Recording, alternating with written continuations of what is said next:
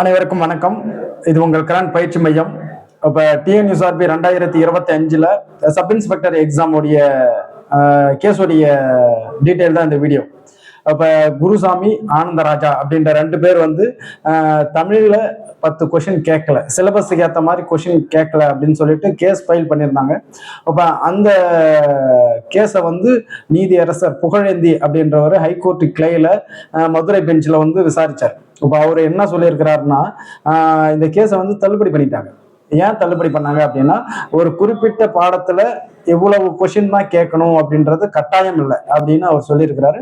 ஆனா டிஎன்யூஎஸ்ஆர்பி போர்டுக்கு என்ன சொல்லியிருக்கிறாருன்னா, இதுக்கப்புறம் வர வேண்டிய எக்ஸாமுக்கெல்லாம் நீங்க தமிழ் குறித்தான அந்த கேள்விகளை நீங்க முடிவான கருத்தை சொல்லணும் அப்படின்ற மாதிரி அவங்க முன் வச்சிருக்கிறாங்க. அதாவது ஆல்ரெடி இப்போ டிஎன்யூஎஸ்ஆர்பியில் எக்ஸாம் சிலபஸை வச்செல்லாம் வந்து கேஸ் ஃபைல் பண்ணால் அது நிலைக்காது. ஏன்னா எப்படியா இருந்தாலும் டிஎன்யூஎஸ்ஆர்பி சார் எவ்வளோ பெரிய கேஸாக இருந்தாலும் என்ன பண்ணுவாங்க, அதுக்கு அடுத்த இதை உடச்சின்னு போயினே இருப்பாங்க. என்னன்னா ப்ராசஸ் லேட் ஆகிடும். இப்போ பிசிக்கல் இப்போ ரிசல்ட் உங்களுக்கு அனௌன்ஸ்மெண்ட் பண்ணணும், அதுக்கப்புறம் உங்களுக்கு பிசிக்கல் கண்டக்ட் பண்ணணும், அதுக்கப்புறம் உங்களுக்கு வந்து இன்டர்வியூ இருக்கு, அதுக்கப்புறம் மெடிக்கல் இருக்கு. அப்ப இவ்வளவு ப்ராசஸ் இருக்கு. இவ்வளவு ப்ராசஸுக்கும் இப்ப கேஸ் ஃபைல் பண்ண அது டேட் தள்ளி போகும்போது ஆனா ஒரு நாளும் அது கேன்சல் ஆகாது. 100% எப்பயுமே கேன்சல் ஆகாது. பிசி எக்ஸாமை பொறுத்துங்க, ஒரு வாட்ஸ்அப்ல எக்ஸாமையே போட்டோ எடுத்து வெளியில அனுப்பிட்டாங்க. அப்ப அதையே ஸ்டாப் பண்ணி இதுக்கப்புறம் அது பப்ளிஷ் ஆகல, பரவல அப்படின்னு சொல்லி அவங்க என்ன பண்ணிட்டாங்க, அதையே ஸ்டாப் பண்ணிட்டாங்க. ஒரு கொஸ்டின் பேப்பரே வெளியில போனது எக்ஸாமை கேன்சல் பண்ணல. சிலபஸ்ல கொஷின்ஸை இவ்வளோ வச்செல்லாம் கேன்சல் பண்ண மாட்டாங்க. அதாவது ஒரு எக்ஸாமும் கண்டக்ட் பண்றது அவ்வளோ மிகப்பெரிய செலவு அது. அதனால அதை எடுத்த உடனே எடுத்தோம் கவுத்தோன்ற மாதிரியெல்லாம் கேன்சல் பண்ண மாட்டாங்க. ஆனா இதுக்கப்புறம் கேஸ் ஃபைல் பண்ண போறீங்க அப்படின்னா அதை நிதானிச்சு இது சரியான சொல்யூஷனா, இது இப்போ அப்ளை பண்ணா இதுக்கான சொல்யூஷன் கிடைக்குமா அப்படின்றத நிதானிச்சு பண்ணுங்க. ஏன்னா இப்போ ஆல்ரெடி இப்போ 2025 இந்த எக்ஸாம்ல பாஸ் பண்ண ஸ்டூடெண்ட்டுக்கு வந்து ரிசல்ட் வரல. அடுத்தது பிசிக்கல் பண்ணலாமா வேணாமா, டிபார்ட்மெண்ட்ல நிறைய பேருக்கு வந்து நம்பரே வரல. இப்போ அவங்கெல்லாம் பிசிக்கல் பண்ணலாமா வேணாமா, நம்ம இத்தனை மார்க் இருக்கிறோம், பண்ணணுமா வேணாமான்ற நிறைய கன்ஃபியூஷன் இருக்கு. இப்போ ஆல்ரெடி நம்பர் வந்தவங்களுக்கு எந்த ப்ராப்ளமும் கிடையாது. இதுக்கப்புறம் டிபார்ட்மெண்ட்ல உங்களுக்கு புதுசாக ஆட் பண்ணுவாங்க, நிறைய சேஞ்சஸ் பண்ணி தான் உங்களுக்கு ரிசல்ட் வந்து அனௌன்ஸ்மெண்ட் பண்ண போறாங்க. அதுல ஓப்பன்லயும் சில பேர் உள்ள போவாங்க. ஏன்னா ஆல்ரெடி டிபார்ட்மெண்ட்ல இருந்தவங்கள ஓப்பன்ல வச்சுட்டாங்க. இப்போ அதை வந்து என்ன பண்ணுவாங்கன்னா சேஞ்ச் பண்ணுவாங்க, எல்லாத்தையும் சேஞ்ச் பண்ணி இப்போ எல்லாத்தையும் ரீஅரேஞ்ச் பண்ணி கரெக்டா ரிசல்ட் விடுவாங்க. ஆனா இந்த வாட்டி வந்து ரோஸ்டர் வைஸா விட்டா நல்லா இருக்கும்.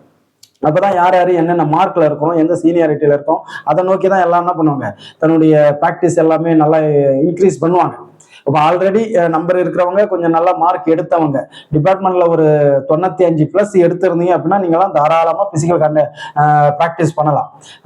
ஏன்னா உங்களுக்கு கன்ஃபார்ம் உங்களுக்கு என்னன்னா உங்களுக்கு ரிசல்ட் வரும். 95+ எடுத்தவங்க தாராளமாக நீங்கள் வந்து என்ன பண்ணுங்க, பிசிக்கல் ஸ்டார்ட் பண்ணுங்க. இந்த 2025 ஜஸ்ட்ல மிஸ் ஆனவங்க, அதாவது பிசியும் சரி எஸ்ஐயும் சரி இப்போ மிஸ் ஆகிருக்கிறவங்க வருத்தவே படக்கூடாது. ஏன்னா இப்போ 2025 உங்களை சரியா கண்டுக்கல, அதாவது உங்களை புரிஞ்சுக்கல. ஆனால் இந்த 2026 ஆனுவல் பிளானர் சரியா விட்டுருக்குறாங்க.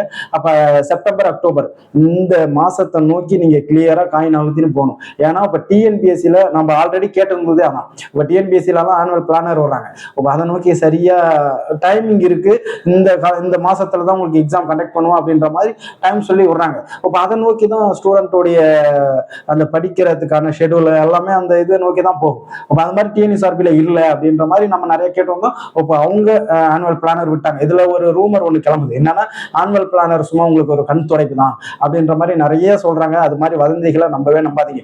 ஏன்னா இப்போ டிஎன்பிஎஸ்சியில் விட்ட மாதிரியே டிஎன்யூஎஸ்ஆர்பி கொஞ்சம் கொஞ்சமா மாறுது. அப்ப டிஎன்யூஎஸ்ஆர்பியில் ஒரு ஆனுவல் பிளானர் விட்டதை இதை நோக்கி தான் படிப்பாங்க. அப்ப அதுக்கு ஏற்ற மாதிரி நோட்டிபிகேஷன் அந்த மாசத்துல விடுவாங்க. எப்பயுமே ஒரு விஷயம் முடியாதுன்னா அப்படியே டோட்டலா முடியாமலே போயிடும். ஆனா உங்களுக்கான ஒரு மாசம் இருக்கு. இப்ப அந்த மாசத்தை நோக்கி தான் நீங்க படிக்கணும். இப்ப அந்த மாசத்தை நோக்கி தான் நீங்க கிளியரா போகணும். ஏன்னா நான் 3 மாசத்துல படிச்சிடும், 2 மாசத்துல படிக்கிறதுனால சும்மா வேஸ்ட். அது ஒரு காரணமும் உங்களுக்கு சக்சஸ் நடக்காது. ஏன்னா நிறைய பேருடைய மைண்ட் செட்டப் என்னன்னா, எஸ்ஐ எல்லாம் ஈஸியா போயிடலாம், பிசிக்கு எல்லாம் ஈஸியா இருக்கும், கொஸ்டின் எல்லாம் ஈஸியா இருக்கும் அப்படின்ற மாதிரி உங்களுக்கு சொல்லி உங்க மைண்ட் செட்டப்ல அந்த படிக்கிறவுடைய நேரத்தை அதிகரிக்கிறதே குறைச்சிட்டாங்க. ஏன்னா இப்போ கொஸ்டின் பேப்பரை பார்த்துருப்பீங்களா? இப்போ வந்த கொஸ்டின் பேப்பரை ஆர்ஆர்பி, அதாவது எஸ்எஸ்சி ஸ்டாண்டர்ட்ல சைக்காலஜி எடுத்தாங்க.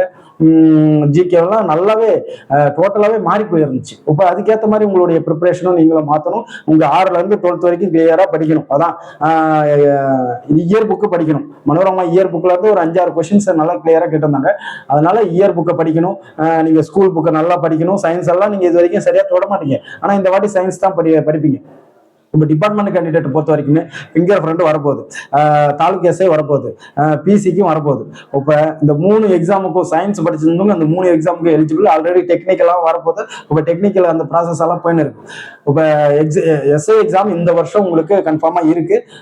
இந்த 2025 விட்டவங்க இந்த வருஷம் நம்ம கண்டிப்பாக போஸ்டிங் வாங்கிடணுன்ற ஒரு உறுதியோட இப்பல இருந்து நீங்க அதை படிச்சாதான் கன்ஃபார்ம் வெற்றி அடைய முடியும். இல்லைன்னா ஒரு காலமும் நீங்க என்ன பண்ண முடியாது.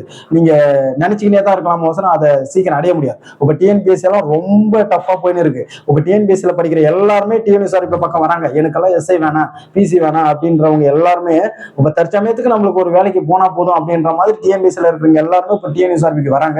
அப்போ காம்படிஷன் ரொம்ப அதிகமாகுது.